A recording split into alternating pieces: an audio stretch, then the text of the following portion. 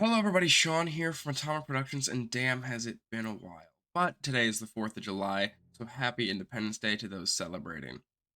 I was raised in a big movie family, if you couldn't already tell, and naturally that meant we created movie traditions to go along with our favorite holidays and events. Groundhog Day, we would of course watch Groundhog Day, and for Christmas we would watch something like It's a Wonderful Life or Love Actually. Don't buy drugs. Become a pop star and they give you them for free. One of my favorites, however, one my dad and I look forward to every year, is watching Steven Spielberg's revolutionary 1975 film, Jaws. 3 years ago, I released a video on the 4th to celebrate the movie, and it did numbers. To this date, it is the biggest video on my channel by far, and I will link it down below if you're interested in seeing that.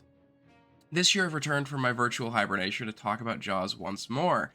Like and subscribe if you haven't already and want to see more content like this. And without further ado, here are 13 things you may not have known about Steven Spielberg's Jaws. Number 1. Jaws was actually a book before it was a film, and it was written by Peter Benchley. The book was released in 1974 and is actually very, very different from the movie in a lot of ways. And while I personally love the movie so much more, I would still definitely recommend my book lovers out there to pick it up and give it a shot. If you do, or already have, let me know what you think. Peter Benchley actually makes a cameo appearance in the film as well as a news reporter on the beach. Number 2. The story of Jaws, both the novel and the film, are actually based on a true story. Now, there may not have been a real great white shark terrorizing a small island town like in the film. There was one or more bull sharks attacking swimmers along the coast of New Jersey in 1916, which killed 4 and seriously injured another. Number 3. Speaking of true stories, some may not know that Quint's infamous monologue about his horrifying experience with sharks during World War II is something that really happened. The USS Indianapolis was a real ship that was sunk on July 30th, 1945, after delivering one of the atom bombs. The ship crewed over 1,000 men, and while around 900 survived the sinking, only 316 saw rescue. Number 4. Robert Shaw, the actor who played Quint in the film, struggled with alcoholism for a good portion of his life and was often drinking on set.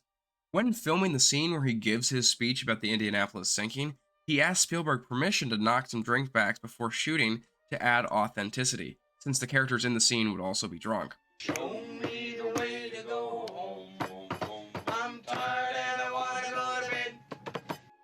Unfortunately, he ended up getting so drunk that he blacked out and could not deliver the performance required of him.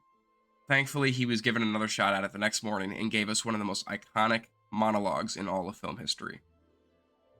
Number 5. Jaws was one of the first major motion pictures to be filmed on the ocean.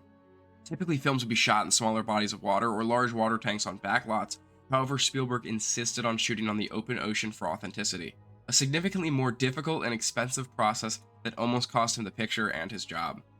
Number 6. On the topic of shooting on location, Martha's Vineyard, a beautiful island off the coast of Massachusetts, portrayed the fictional Amity Island. Furthermore, a lot of the islanders that fill out the scenes in the film are not just paid extras, but actual locals who lived there at the time. Number 7. The terrifying but iconic opening of the film, where a young girl is brutally attacked in the night off Amity Shore, was actually shot day for night, which means it was filmed during the day and later edited to look as if it was nighttime. This is also true for the scene later in the film where the shark terrorizes 2 fishermen off a dock that are trying to catch it. Number 8. The shark was actually given the nickname Bruce during production, which was inspired by Bruce Raymer, who was Spielberg's lawyer at the time.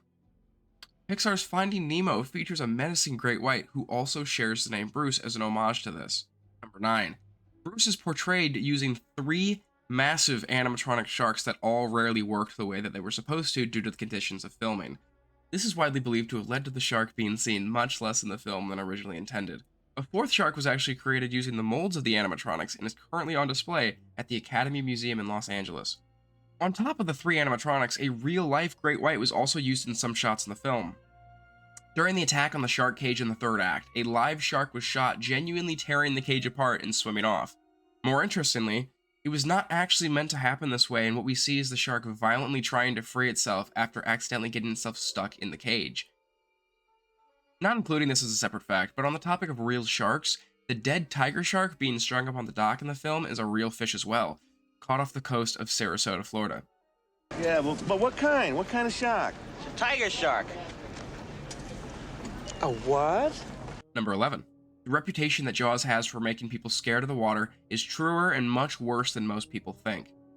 The fear and stigma of sharks led to a rise in trophy shark fishing that devastated certain populations of sharks, including hammerheads, great whites, and tiger sharks. Spielberg has actually gone on record to say that he truly regrets the effect that his film has had on sharks. Number 12. A fact that I'm sure my friends are tired of me beating them over the head with is that Jaws is the first summer blockbuster, and it completely changed the film industry as we know it.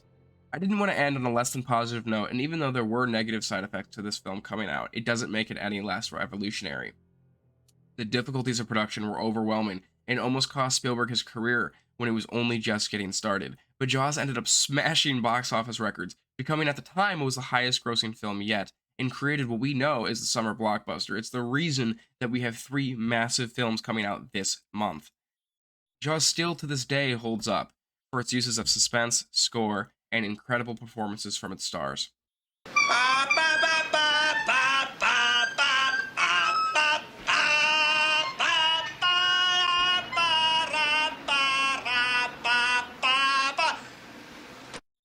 And number 13, lastly, June 20th of this year was the 50th anniversary for this film. For those of you watching that were around when it was released, I am truly sorry for making you feel old. Happy 4th of July, everybody, and happy 50 years of Jaws. Get your hot dogs, get your cold beverages, and go watch the movie that made everybody scared to go back in the water. Thank you so much for watching, and especially if you made it to this point in the video. I don't really upload anymore because of how busy my life has become, and the idea of holding a consistent upload schedule is impossible at this point in my life. Still, there are a lot of videos that I would like to get out to you guys, and I'm working to that point to get them out because I think that they would be great to make. So with that being said, like and subscribe if you haven't already. I'm very appreciative of you watching this video. And happy 4th of July, everybody. See ya.